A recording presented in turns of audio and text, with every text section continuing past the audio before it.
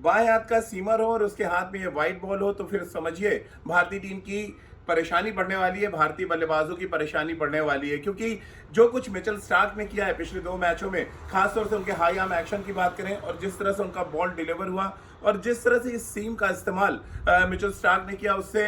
एक बात तो साबित हो गई कि जब भी कोई क्वालिटी लेफ्ट आर्म सीमर भारतीय बल्लेबाजों के सामने आएगा तो भारतीय बल्लेबाजों को अग्नि परीक्षा से गुजरना पड़ेगा, और कुछ वैसे ही इस सीरीज में नजर आ रहा है। और अगर आप इतिहास पर नजर डालें तो भारतीय टीम ऑस्ट्रेलिया के खिलाफ जब भी 10 विकेट से आ रही है, उसमें बाएं हाथ के तेज गेंदबाज का बड़ा ही शानदार प्रदर्शन रहा है। कुछ साल पहले अगर आप याद करें, डग बॉलिंजर ऑस्ट्रेलिया के लेफ्ट आर्म सीमर भारत दौरे पे आए और उनकी गेंदबाजी के सामने भारतीय टीम गुवाहाटी में 10 विकेट से मुकाबला हार गई थी। और उसके बाद लंबे अरसे के बाद ऑस्ट्रेलिया के लिए मिचेल स्टार्क ने ठीक वही काम किया वाइजेक के मैदान पर, जब उन्होंने 5 विकेट निकाला और भारतीय बल्लेबाज घुटने टेकते नजर आए। अब हर किसी के जहन में बड़ा सवाल यही है इन दिनों कि आखिर भारतीय बल्लेबाज जब भी कोई लेफ्ट आर्म सीमर आता है, यानी कि लेफ्ट आर्म सीमर जिसका स्विंग अच्छा है, जिसका रिस्ट अच्छा चलता है, वो क्यों आखिर भारतीय बल्लेबाजों को परेशान करता है। और इस सवाल का जवाब जब आप ढूंढने की कोशिश करेंगे तो आपकी नजर शहीन अफरीदी पे भी जाएगी, ट्रेंट बोल्ट पे भी जाएगी, मिचेल स्टार्क पे जाएगी। और ये वो क्वालिटी लेफ्ट आर्म सीमर्स, या नील वैगनर, एक और अगर हम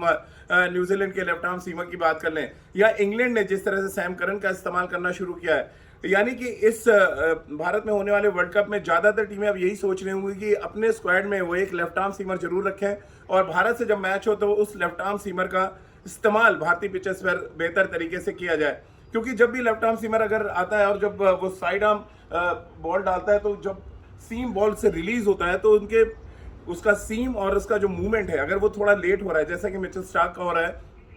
तो उसको पकड़ पाना बहुत मुश्किल होता है। और इसी वजह से आप देखें, डग बॉलिंजर की बात कर लें या मिचेल स्टार्क ऑस्ट्रेलिया के लिए जिन्होंने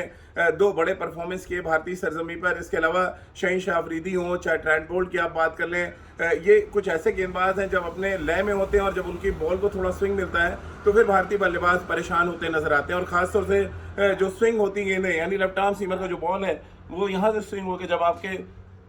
पैर पे लगता है, यानी कि जो इन स्विंगिंग डिलीवरीज हैं, जो हवा में पड़ के हवा में और साथ में पिच के साथ मूवमेंट्स हैं, जो पैर पे बॉलें लगती हैं, तो आउट होने के जो चांसेस बढ़ते चले जाते हैं, उसका तोड़ ना तो फिर रोहित शर्मा के पास होता है, ना विराट कोहली के पास, और ना ही के राहुल के पास। यानी कि आखिरी मुकाबले में एक बार फिर जो लड़ाई है वो मिचेल स्टार्क बनाम भारतीय टॉप ऑर्डर के बल्लेबाजों के बीच होगी। और ये लड़ाई इसलिए बहुत दिलचस्प होती जा रही है कि विराट ने अभी तक रन नहीं बनाया, रोहित शर्मा ने रन नहीं बनाया, और ऐसे में अगर मिचेल स्टार्क के खिलाफ ये दोनों बल्लेबाज चलते हैं, इनिशियली अगर वो 4-5 ओवर बचा ले जाते हैं तो कोई बड़ी बात नहीं, फिर भारतीय बल्लेबाज डोमिनेट करते नजर आए। लेकिन उसके लिए प्लानिंग के साथ बल्लेबाजी करने की जरूरत है। इस वाइड बॉल